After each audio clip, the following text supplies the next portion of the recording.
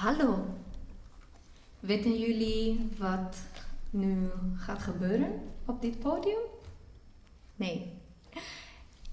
Ik zal jullie het verhaal vertellen van prinses Formosante en haar reizen.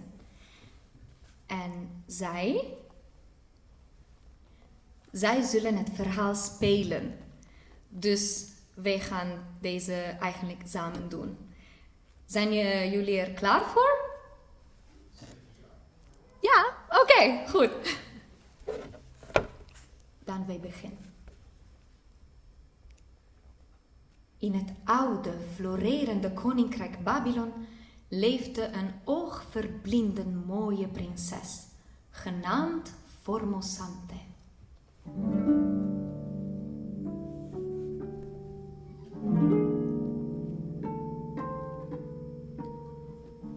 Formosante was een eenzame prinses. Ze had talloze wachters en bedienden, maar helemaal geen vrienden omdat ze haar paleis nooit mocht verlaten. Ze was verwend, grillig en had een ontzettend kort lontje. Maar diep van binnen had ze een goed hart. En verlangde ze naar vrijheid, net zoals andere jonge vrouwen van haar leeftijd. Helaas was er niemand aan het hof die haar ooit begrepen had. Koning Belus.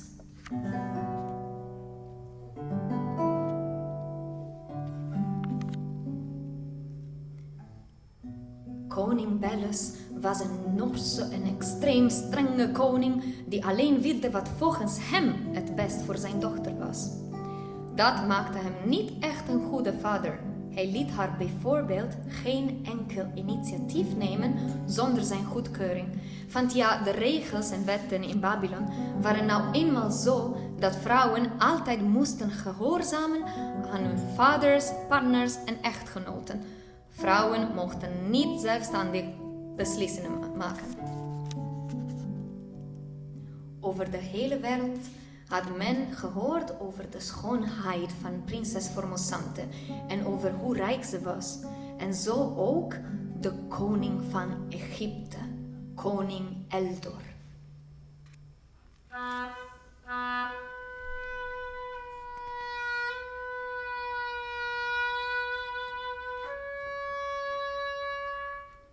Deze koning wilde Formosante veroveren en voor zichzelf hebben, koste wat kost, omdat hij dan het koninkrijk van Babylon bij het koninkrijk Egypte kon voegen. Verhalen over Formosante bereikten zelfs het verre Gangarische Rijk waar Amazon woonde.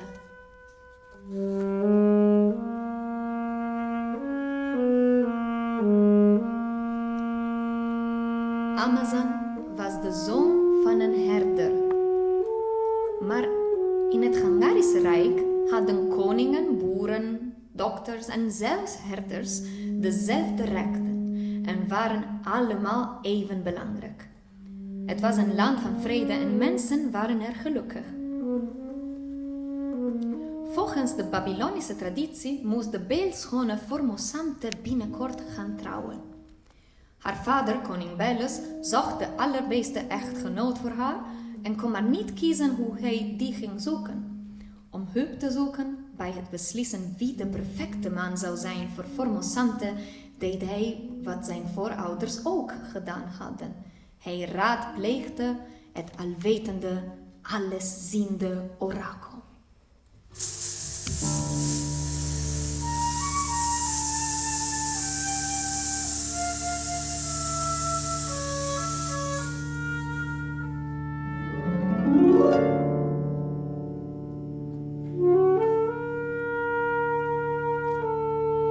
In de tempel van het almachtige orakel vraagt koning Belus: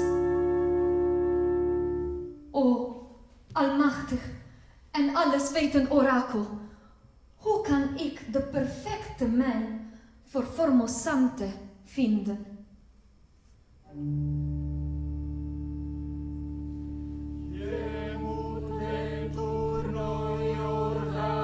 Organizeren met veel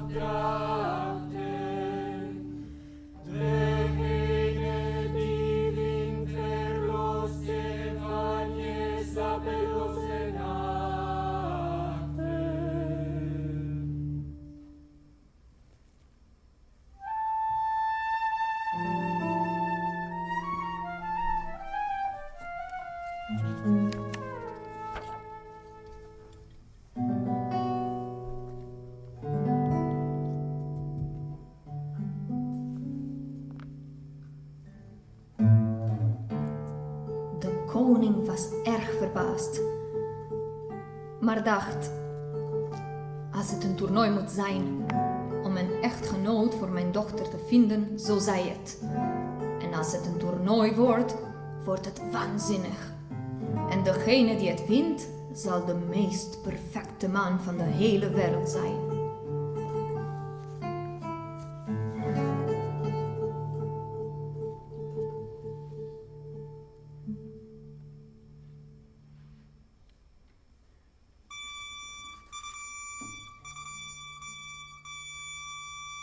Zo gezegd, zo gedaan.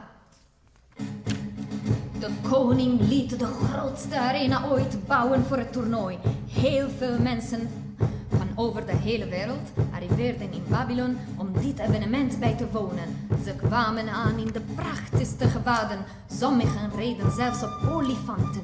Het toernooi stond op het punt om te beginnen.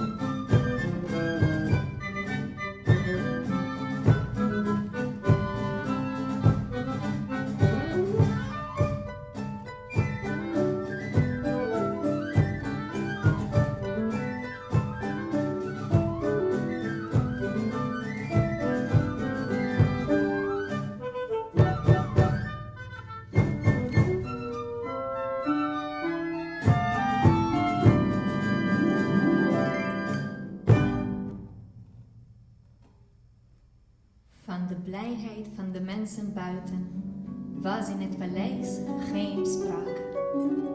Daar was Formosante alleen, boos en verdrietig. Ze wilde niemand zien.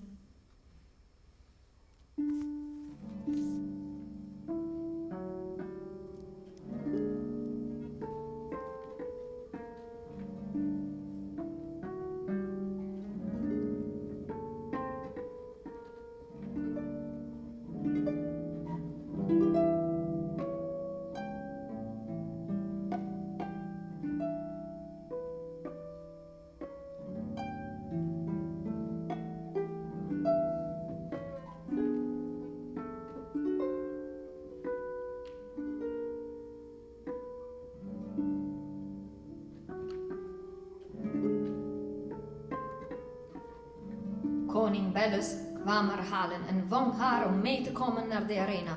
Hij dreigde zelfs om al haar sieraden te verkopen als ze niet mee zou gaan. Alsof hij dreigde al jullie telefoons of computers te verkopen. Goed dan, Formosante volgde haar vader naar de arena en zat in de koninklijke box. 3 koningen met hun gevolg stapten naar het midden van de arena om zich te melden als deelnemers. De koning van Egypte, de Shah van Indië en de Khan van Scythië. De eerste, Eldor, de koning van Egypte. Hij was arrogant en brutaal.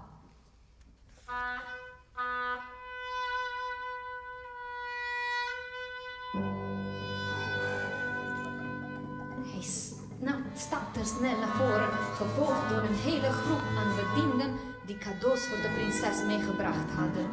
Hij probeerde duidelijk, al voordat het toernooi begonnen was, de prinses voor zich te winnen. Koning Belus was diep onder de indruk, maar prinses Formosante keurde hem geen blik waardig.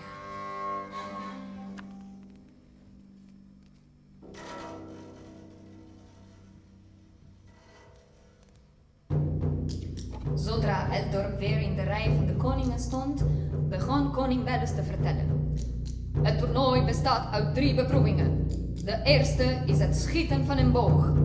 Niet zomaar een boog, nee. Het is de boog van de vroegste herser van ons rijk, koning Nimrod.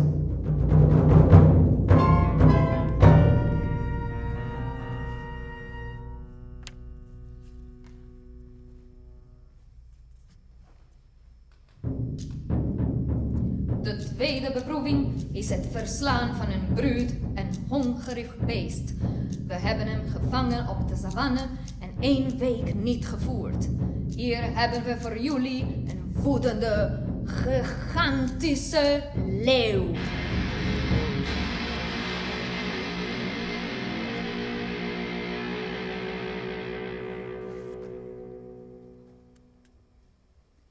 De laatste beproeving. De introductie van de koning werd verstoord door de opkomst van een onbekende man. Wie is dat? Wie durft de koning te onderbreken?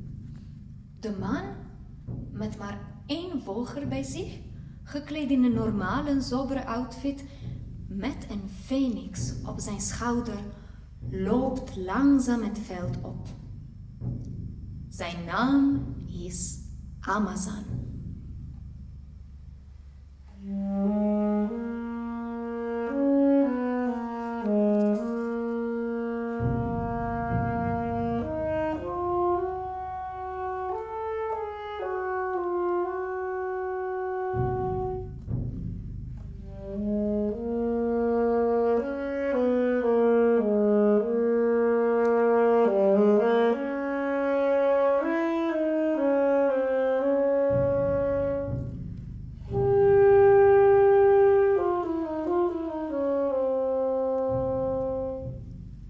De hele arena valt een doodste stilte.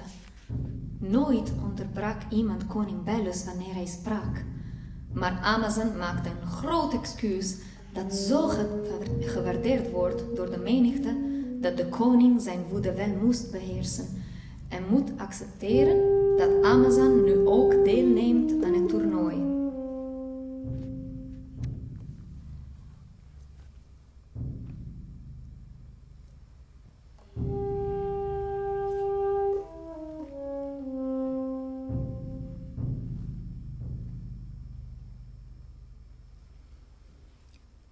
Eindelijk begint de eerste beproeving. De 3 koningen lopen naar de boog toe.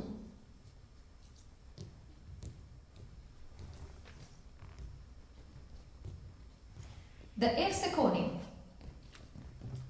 Hij pakt de boog en een pijl. En strakker. Ja, bijna. Maar jullie kunnen 2 keer schieten, dus je hebt nog een schot.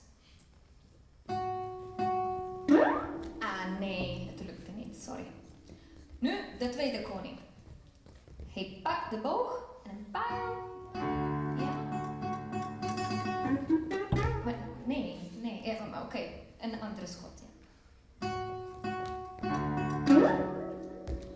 Bijna, ja. Het laatste koning. Hij pakt de boog en een pijl. Trekt het kort strak en het lukte niet, maar nog een schot, ja. Ja, en bij lange na niet gehaald, sorry.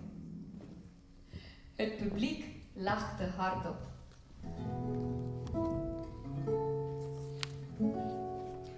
Vooral Eldor, de koning van Egypte, kon dit helemaal niet hebben.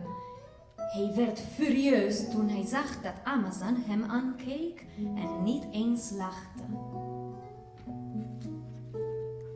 Hij stormde op Amazan af en schreeuwde: "Als je het beter kunt, doe het dan!" De arena viel weer stil.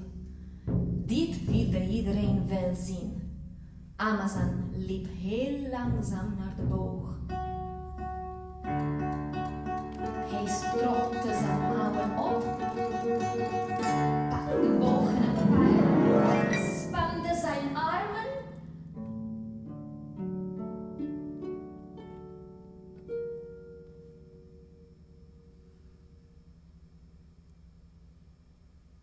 Wat een schot.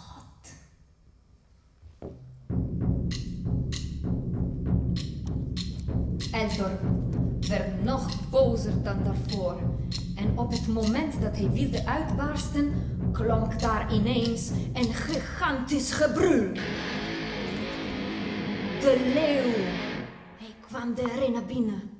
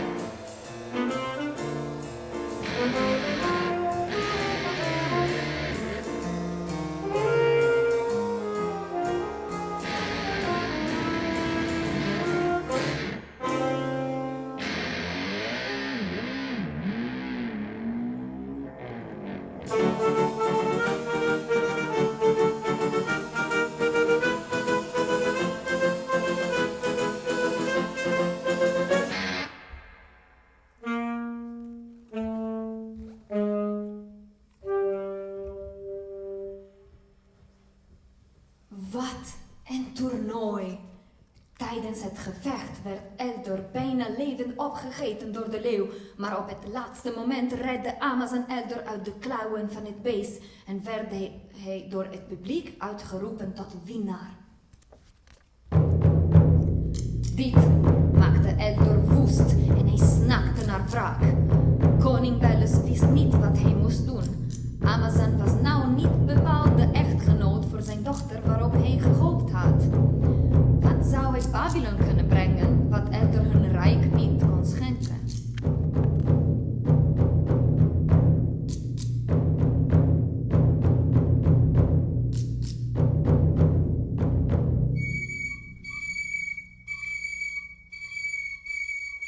Te midden van deze chaos kwam een boodschapper aangerend. Hij droeg dezelfde eenvoudige kleren als Amazan. De boodschap luidde dat Amazan thuis verwacht werd en zo snel als hij kon. Zijn vader lag op sterven en de tijd was zo om. Geen tijd te verliezen, wist hij meteen. Hij sprong op zijn paard en tot verbazing van iedereen reed hij erheen.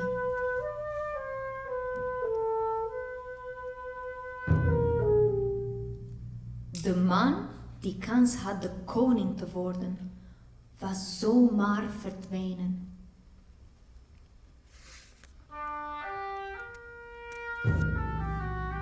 Maar voordat hij ging, had Amazan snel zijn Phoenix gegeven aan Formosante. De Phoenix zou haar altijd beschermen, zei hij. Daarna sprong hij op zijn paard en het romantisch moment was weer voorbij.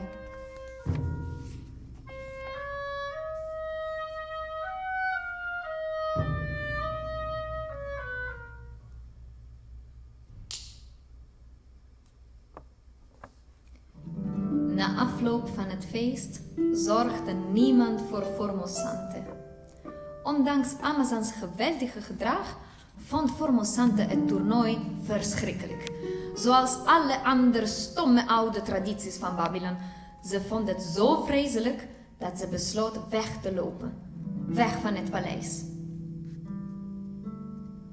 Toen de nacht viel en alle wachters sliepen, ontsnapte Formosante stiekem uit het paleis met hulp van haar bedienden.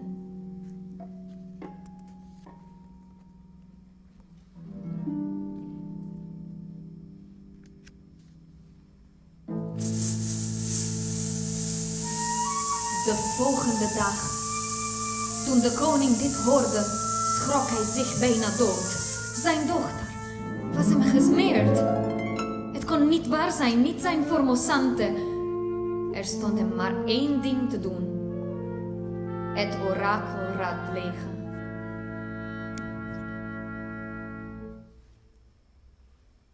Alsjeblieft, alwetend, almachtig orakel, ik weet niet wat ik moet doen, waar ze is. Hoe breng ik haar weer thuis?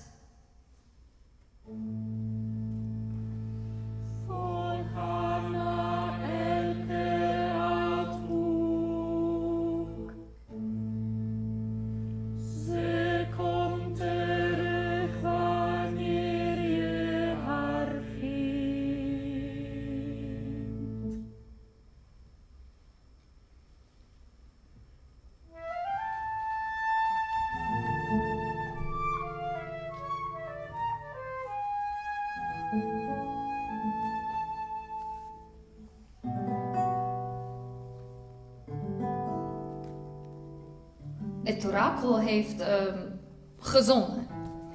En koning Belus besloot het advies op te volgen. Hij stelde iemand aan om haar op te sporen en thuis te brengen. En hij koos niemand minder dan zijn favoriete kandidaat van het toernooi, Eldor. Eldor beloofde Belus dat hij Formosante zou vinden. Hij moest en zou haar echtgenoot worden en de nieuwe heerser van Babylon zijn.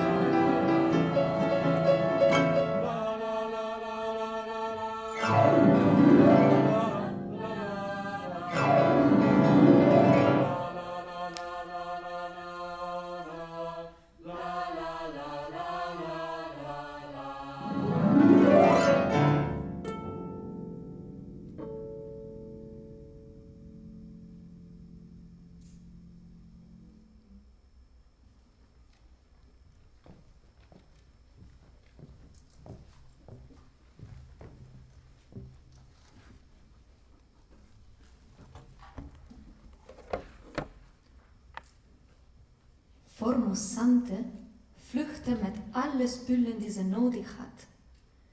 Zij reisde helemaal alleen, maar ze had de Phoenix van Amazon bij zich.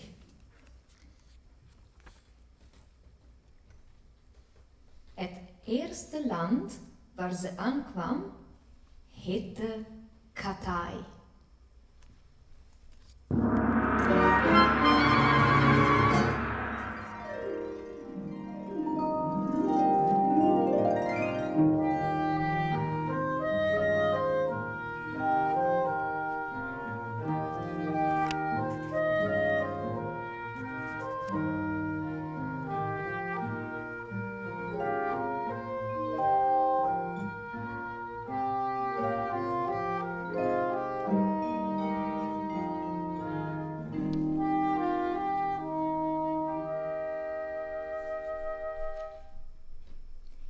Bij de grens stonden 2 wachters.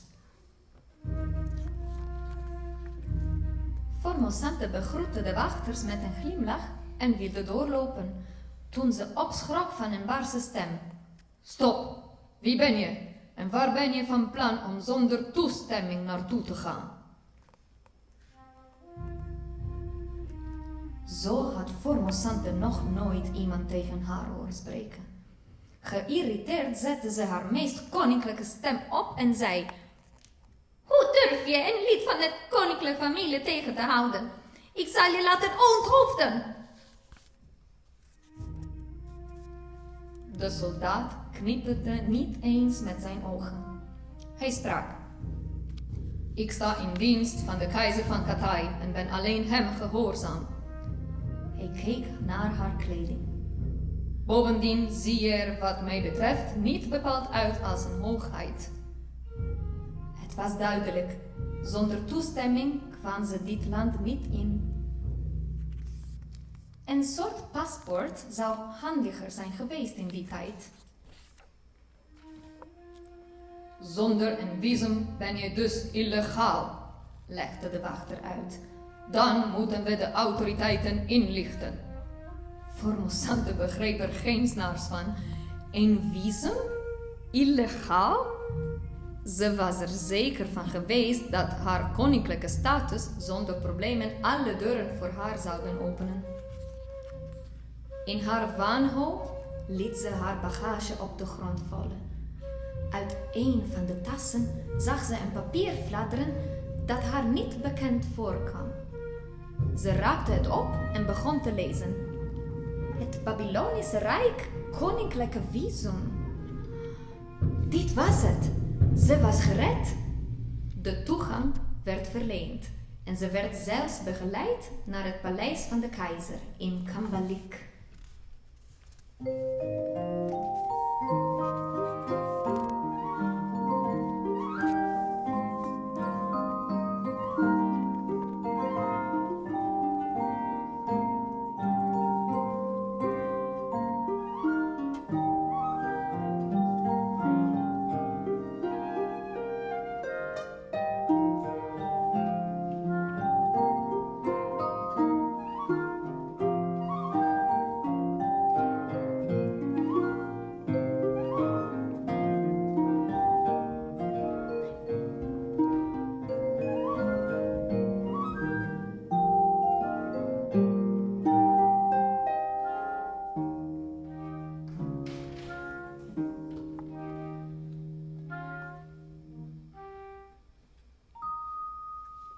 De keizer verwelkomde haar zeer vriendelijk. Formosante, prinses van Babylon, welkom aan mijn hof, het meest tolerante in het universum. Hier is iedereen welkom, zolang ze zich goed gedragen. Ja, we bestraffen misdaden, maar we belonen hier ook de deugden. Deze woorden maakten een diepe indruk op Formosante. Wat was deze keizer een wijze man? Ze stond op het punt om hem dit te vertellen, toen er een boodschapper de zaal binnenkwam.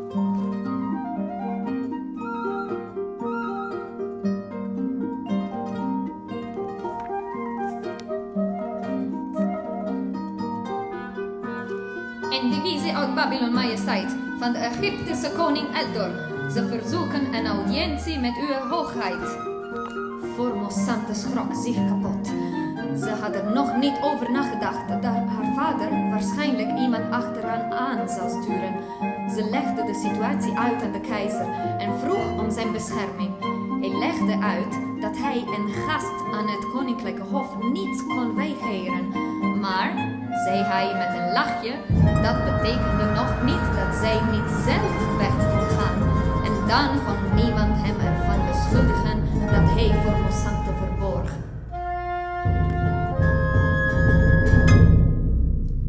Technisch gezien ligt hij dan niet. Formosante verliet het paleis meteen, maar in haar haast was het visum uit haar tas gegleden. Het was Eldor zelf die het slechts een paar minuten later vond, samen met aantekeningen van Formosante over het vervolg van haar reis. Nakatai, het Cimmerisch Rijk.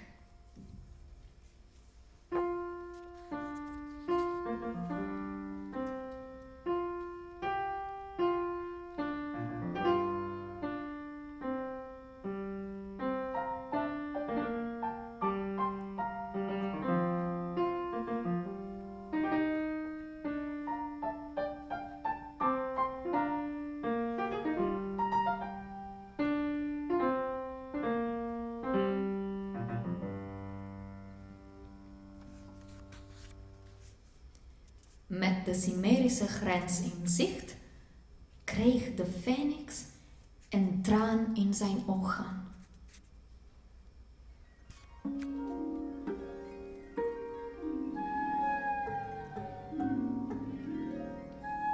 Een moment later ging de vogel in vlammen op. Alleen een beetje gloeiende as en een piekplein eitje bleven over. Formosante was wanhopig. En het werd nog erger toen ze kort daarna zich realiseerde dat zij haar visum kwijt was. Ze was moederziel alleen. Niemand zou haar als prinses herkennen. Ze was verdrietig. Maar ze moest hoe dan ook verder. Ze kon niet zomaar naar huis gaan en ze kon ook niet in Katay blijven. Dus besloot ze om door te zetten, hoe zwaar het ook zou zijn en hoe onmogelijk het ook leek. Misschien zouden andere koningen haar zelfs zonder visum herkennen als prinses.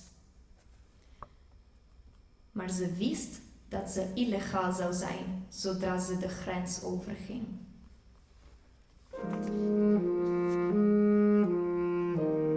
Terwijl ze het platteland doorkruiste, zag ze duizenden arbeiders gedwongen werken in afschuwelijke omstandigheden. Ze lieten het grootste deel van de opbrengst van hun arbeid achter in een groot en luxueus huis. Ze keek haar ogen uit. Zoiets had ze nog nooit gezien. Was dit hoe deze mensen leefden? Hoe dan ook, snel kwam ze aan in de hoofdstad. De stad was heel levendig. De lucht bruiste dankzij de ontwikkeling van de kunsten en het vrije denken van de keizerin. Zij was tolerant naar alle religies, vergevingsgezind en ze had het land gemoderniseerd. Helaas was ze nu enkele weken in het buitenland.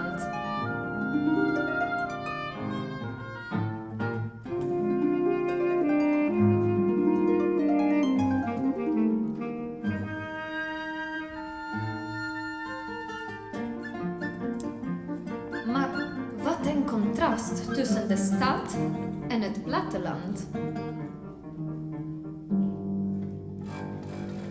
Dan, ineens, ziet Formosante Eldor en zijn gevolg met een afbeelding van haar en het woord illegaal onder haar gezicht afgedrukt.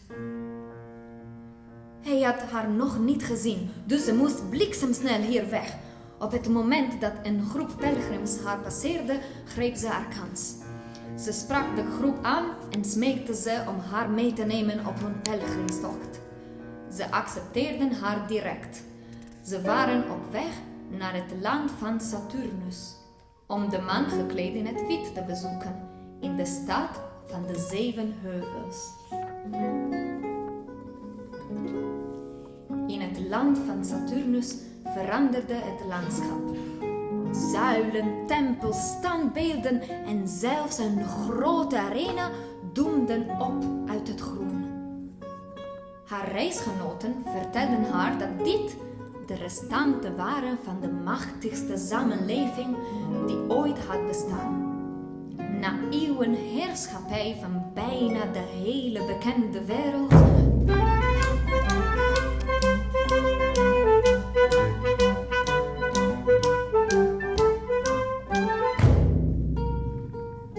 Wauw, wat was dat?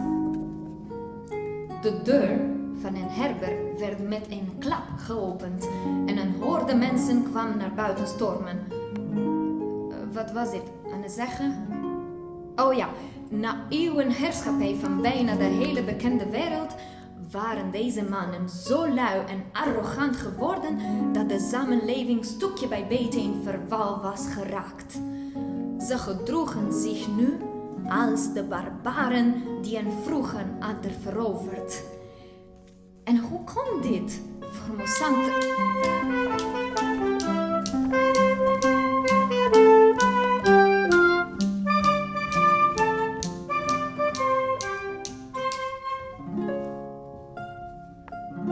Formosante begreep er niets van.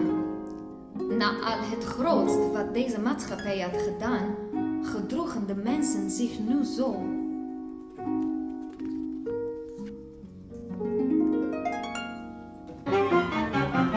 Plotseling werd ze bij de arm gegrepen. Stop, Formosante, prinses van Babylon. Je verbergt je dan wel onder een mantel, maar je bent geen pelgrim. En nu ben je van mij.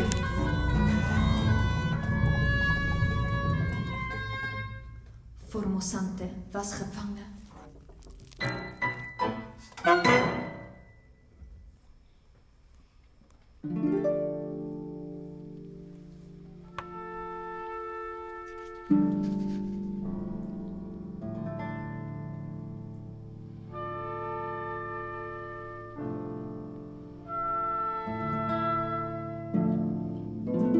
In het paradijselijke land van Gangaridianen was er nu een zeer trieste ziel. Amazon.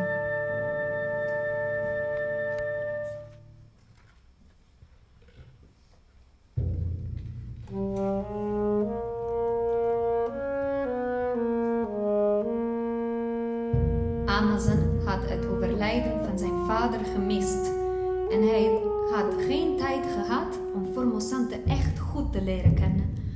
Maar in die korte tijd hadden haar karakter en schoonheid hem volledig betoverd. Hij wilde haar niet als een of andere prijs hebben, zoals die anderen die om haar streden. Nee, hij wilde gewoon bij haar zijn, met haar praten, haar echt leren kennen. Haar dromen, haar angsten. Hij wilde gewoon Formosante, niet de prinses van Babylon. Kabaal van de straat haalde hem uit zijn gedachten.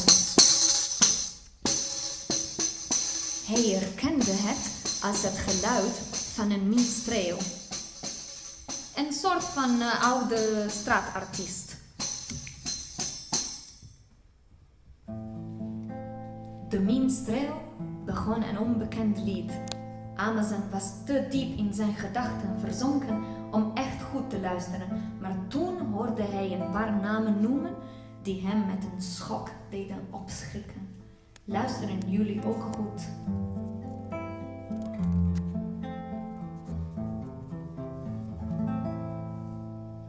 De schone, schone Formosante had niets door.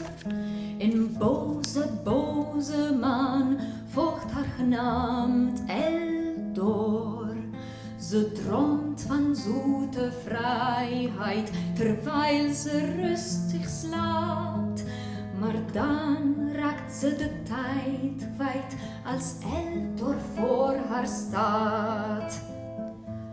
Lachen vanwege zijn mooie buit, viert hij een groot feest. Voor Mosante maakt het toch niet uit, als zij hem iets geeft. Want even later slaapt iedereen nog zoeter dan zacht. Dan kan voor Mosante snel te been en vlucht in de nacht. Maar waarom viel iedereen in slaap, als zoiets moois in het midden staat? Pas voortaan op voor vrouwen van deze kwaliteit en kaliber, want het was haar gif wat ze stopte in de drank,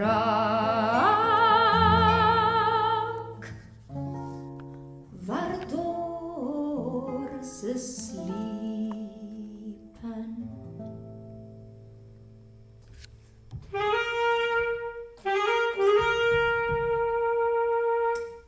Wat een schok was het voor Amazon om dit verhaal te horen.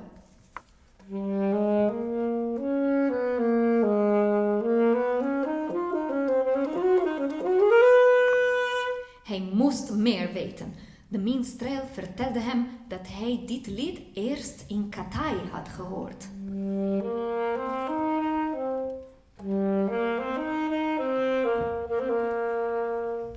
Amazon wist zeker dat Formosante nog steeds in gevaar was en vertrok meteen met de bedoeling haar te redden.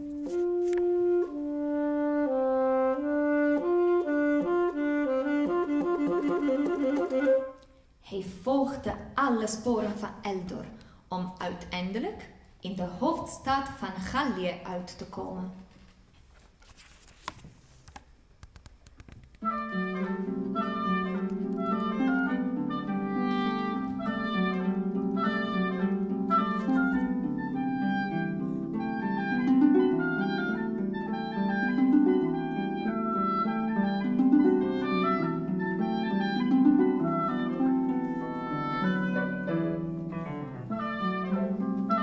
Wat hij daar vond, was een land van kunsten, cultuur en mode zoals hij nooit eerder had gezien.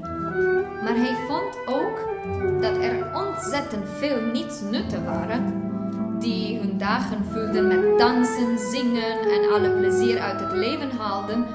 Maar werken? Oh maar! Ze waren ook nog eens ijdel, gedroegen zich alsof ze alles beter wisten en hadden kritiek op alles en iedereen. Hij was ook geen fan van hun rechtssysteem. Hij vond de straffen niet in verhouding staan tot de misdaden. Dit is trouwens het land waar de guillotine werd uitgevonden en heel veel hoofden voor heel weinig hebben gerold. Pas maar op voor die van jou.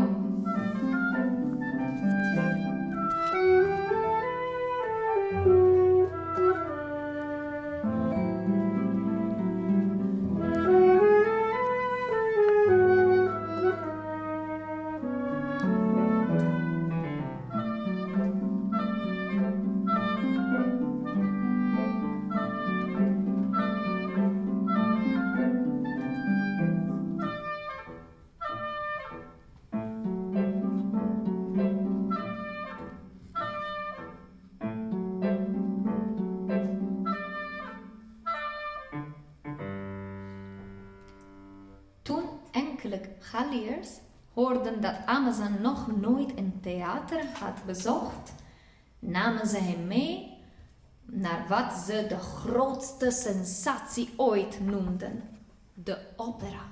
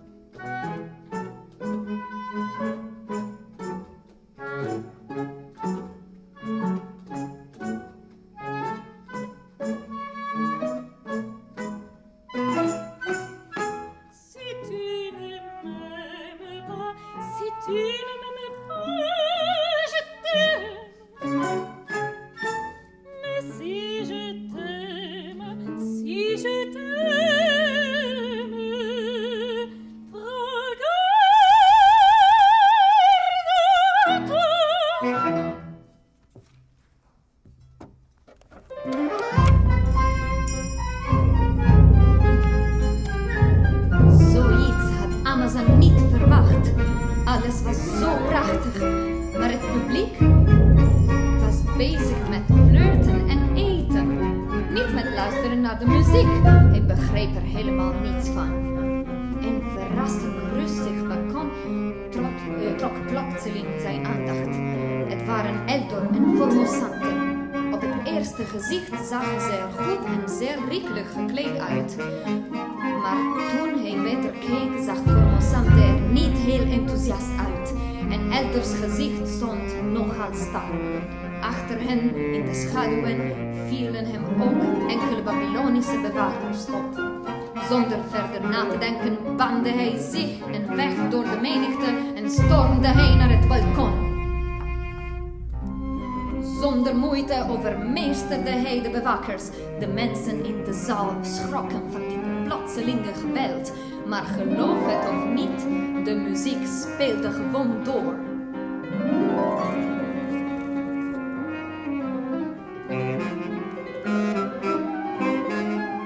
Zo gebeurde het dat op een of andere manier de actie zich van het podium naar dat balkon verplaatste, met de muziek als dramatische achtergrond van een heel ander schouwspel.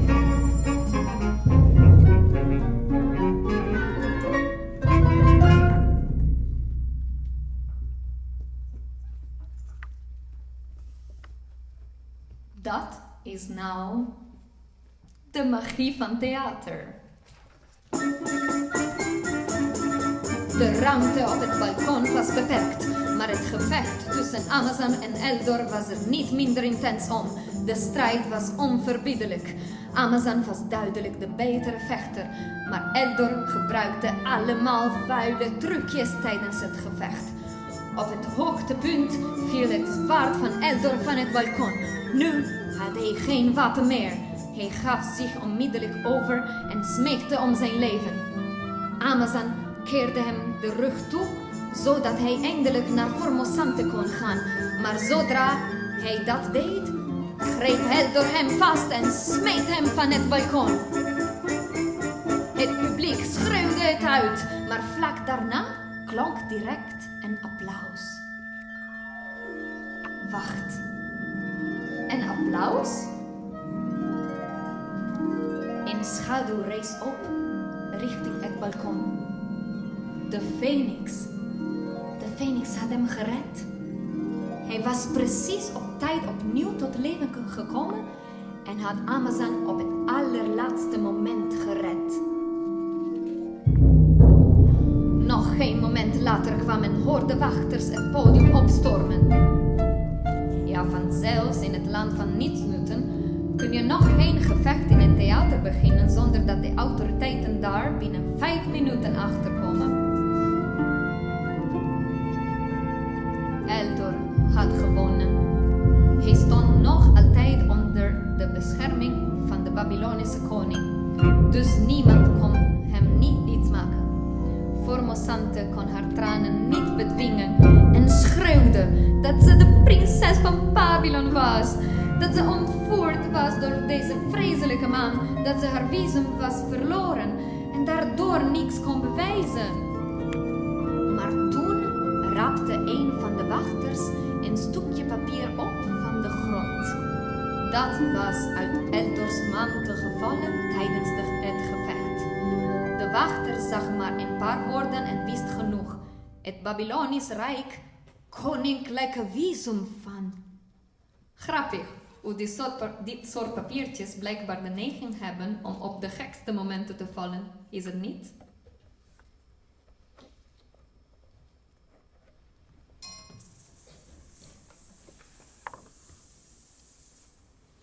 Een jaar was verstreken toen Amazan en Formosante hand in hand Babylon bereikten, onder luid gejuich van iedereen die daar woonde. Maar hoe was dat zo gekomen? Formosante kon, na het vinden van het visum, als koninklijke lid van de Babylonische familie, Eldor laten arresteren.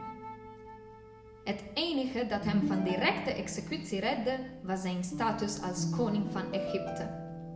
Die koningen en vorsten hebben altijd oneerlijke voordeeltjes.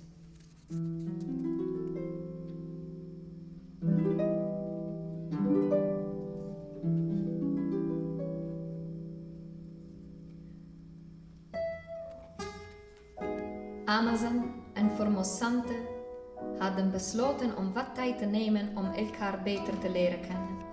Zij was hem enorm dankbaar voor zijn hulp, maar ze wilde hem desondanks niet zomaar haar hart geven. Uiteindelijk leek hij haar nog altijd slechts een van de strijders die haar in een toernooi hadden willen veroveren. Ze praten en praten. En in al die gesprekken waarin Amazan zijn kant van het verhaal vertelde, vond Formosante een bescheiden, nobele en eerlijke man. En werden ze langzaam maar zeker echt verliefd.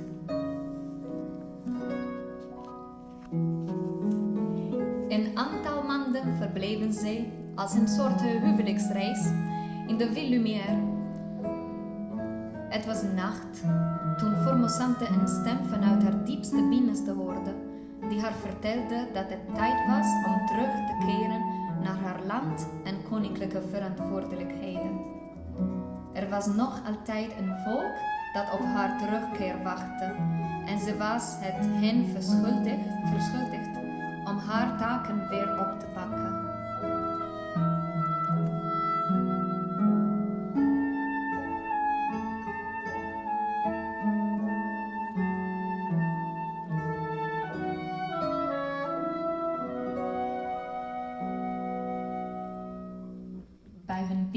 aankomst in de hoofdstad was koning Belus de minst enthousiaste man van het land. Zijn dochter was dan wel terug, maar samen met de zoon van een herder. Wat een lelijke vlek op een koninklijke lijn.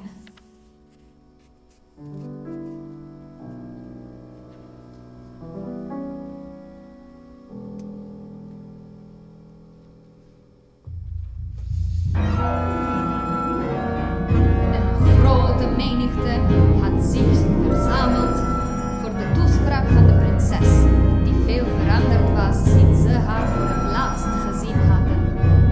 Dit waren haar woorden aan het volk.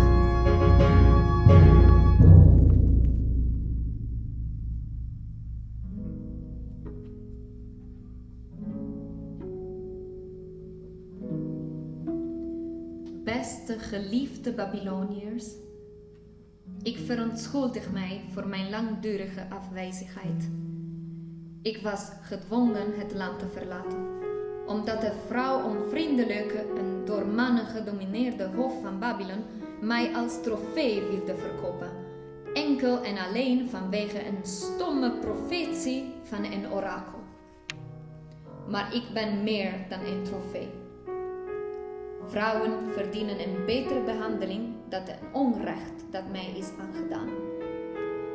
Mijn vader stuurde een vreselijke man op mij af, de Egyptische koning Eltor. Hij ontvoerde me, verborg me en probeerde me uiteindelijk over te halen zijn vrouw en slavin te worden.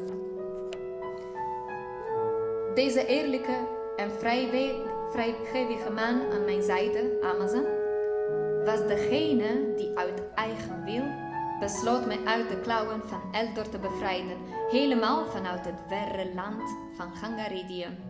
Hij is degene die ik als echtgenoot neem. Niet alleen vanwege zijn daden, maar omdat ik in hem de beste partner die ik maar zou kunnen wensen heb gevonden. En hetzelfde geldt voor hem. Wij mogen misschien in afkomst verschillen, maar ik weet dat hij een eerlijke en onpartijdige koning zal zijn. Tijdens mijn lange tocht ben ik achtereenvolgens een prinses geweest. Ik ben illegaal in een land geweest. Ik heb als pelgrim een land doorkruist en ik ben gevangen genomen. Ik heb zoveel verschillende culturen gezien en ik ben op zoveel verschillende manieren behandeld. Ik heb uit deze ervaringen veel geleerd. En deze lessen wil ik meenemen in hoe ik Babylon bestuur. Ik beloof u allen dat er in Babylon nooit meer discriminatie mag plaatsvinden. Er zal geen plaats meer zijn voor bijgeloof. Ik wil de ontwikkeling van de kunsten ondersteunen om ons leven te verrijken. En er zal gelijke behandelingen zijn voor iedereen in ons rechtssysteem. En corruptie zal niet worden getolereerd. De menigte schreeuwde en applaudisseerde in vreugde. Ook koning Belus was verrast door de toespraak van zijn dochter. Wat was ze veel veranderd. Nu hij haar zo zag, verontschuldigde hij zich voor zijn daden en beloofde dat hij nooit meer een orakel boven de gevoelens van zijn dochter zou plaatsen. Met zijn zegen voor de bruiloft besloot hij dat het tijd was om het sokje aan haar over te dragen en haar tot koningin te kronen. Babylon was eindelijk klaar voor verandering.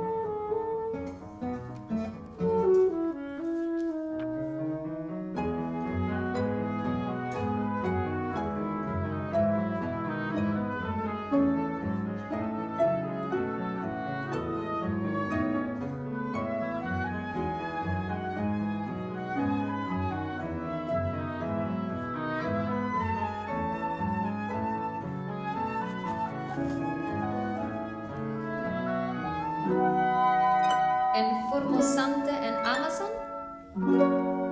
die leefden nog lang en gelukkig.